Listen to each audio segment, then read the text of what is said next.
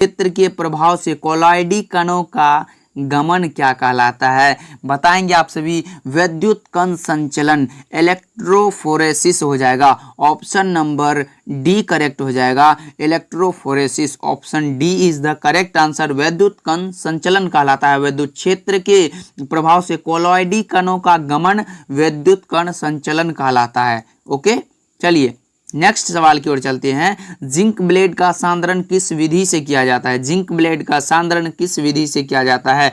गुरुत्व पृथक्करण विधि, चुंबकीय पृथक्करण विधि या फिर फेन प्लावन विधि, या इनमें से कोई नहीं? क्या होगा इसका सही जवाब? फटाफट से लगाइए आप सभी। 22 नंबर सवाल का होगा फोन फ्लोटेशन मेथड। तो ऑप्शन नंबर सी करेक्ट हो जाएगा, फेन उत्प्लावन विधि, foam flotation method. Option C correct हो जाएगा। चलिए आगे चलते हैं।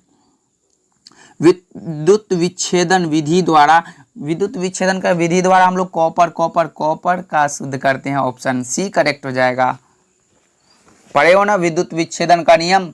चलिए आगे चलते हैं। कॉपर पायराइट किसका अयस्क है? कॉपर पायराइट अयस्क है, कॉपर का ही होगा ना, तो ऑप्शन नंबर डी करेक्ट हो जाएगा। कॉपर पायराइट कॉपर का ही अयस्क है। कॉपर पायराइट का सूत्र होता है CuFeS2। ओके, तो कॉपर का अयस्क होगा। देखो ऑप्शन डी करेक्ट हो जाएगा। चलिए आगे चलते हैं। स्पेल्टर क्या है? स्पेल्टर इम्प्योर जिंक होता है। इम्प्योर यानी ऑप्शन नंबर बी करेक्ट हो जाएगा, इम्प्योर जिंक स्पेल्टर। स्पेल्टर का हिंदी और इंग्लिश सेम होता है, ध्यान में रखना है। HCl की खोज किसने की थी? ये भाई आप सब बताओ क्या होगा इसका सही जवाब? फटाफट से लगाओ क्या होगा इसका सही जवाब? HCl की खोज किसने की थी? फटाफट से 26 नंबर की ओर बढ़ गए हैं। हाइड्रोजन क्लोराइड की खोज किसने की थी? ग्लेबर ने की थी। तो ऑप्शन नंबर सी लगा दो जी, ग्लेबर हो जाएगा। ऑप्शन नंबर सी करेक्ट हो जाएगा। चलिए आगे बढ़ते हैं। निम्नलिखित में कौन पी खंड का तत्व नहीं है? 27 नंबर सवाल है। निम्नलिखित में कौन पी खंड का तत्व नहीं है?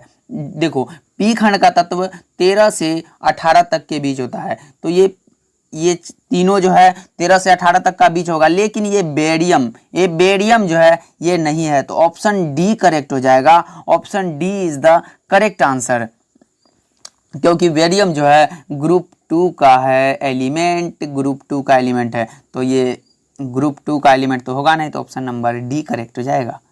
ओके, लोहे का मुख्य अयस्क पूछा गया है। अगर लोहे का अयस्क पूछता तो हम लोग इनमें से सभी लगा देते, कोई दिक्कत की बात नहीं है, लेकिन मुख्य अयस्क होगा haematite. Option number C correct हो जाएगा, हेमेटाइट। ध्यान में रखिएगा, option C is the correct answer. Okay, निम्नलिखित में कौन सा धातु साधारण ताप पर द्रव होता है? पारा। ओके, ऑप्शन बी करेक्ट हो जाएगा, पारा। ऑक्सीजन और ओजोन क्या है? ऑक्सीजन और ओजोन होता है अपर रूप हो जाएगा। ऑप्शन सी करेक्ट हो जाएगा। ऑक्सीजन और ओजोन है अपर रूप, ध्यान में रखना है, अपर रूप सही हो जाएगा। चलिए ये सारे याद करने वाले हैं, याद कर लीजिए आप सभी। XeF4 का आकार होता है वर्ग समतलीय। ऑप्शन बी करेक्ट हो जाएगा, वर्ग समतलीय। चलिए आगे। समुद्री जल में पाए जाने वाला तत्व मैग्नीशियम, सोडियम, आयोडीन या इनमें से कोई नहीं? क्या होगा इसका सही जवाब? आयोडीन। समुद्री जल में पाए जाने वाला तत्व है आयोडीन। 32 नंबर सवाल की ओर बढ़ गए। कितना स्पीड किए, फटाफट से इसको याद कर लीजिए आप सभी, क्योंकि ये सारे के सारे सवाल ऐसे इंपॉर्टेंट सवाल है जो आपके बोर्ड एग्जाम में यहाँ से हर बार क्वेश्चन आता है, तो इस बार भी आएगा, तो ध्यान में रखना है।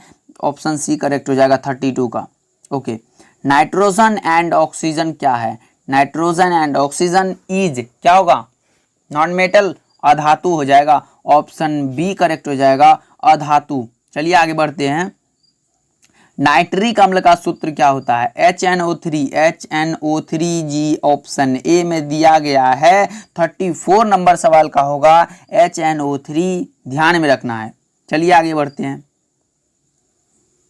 कार्बनिक यौगिक में ओके एलिमेंट उपस्थित होना चाहिए। कौन सा तत्व उपस्थित होगा कार्बनिक यौगिक में? तो कार्बन ही उपस्थित होगा। तो ऑप्शन नंबर बी करेक्ट हो जाएगा, कार्बनिक यौगिक में कार्बन उपस्थित होना बहुत जरूरी है, तो ऑप्शन नंबर बी लगा दो जी आप सभी। तो अब बताएंगे आप सभी कितना सही हुआ और आप सभी का कितना गलत हुआ। तो इसके बाद आप सभी कमेंट करके बताओ, क्लास के बाद फटाफट से कमेंट कर दीजिएगा। आज हम सबका कमेंट देखने वाले हैं कौन कितना सही किया है।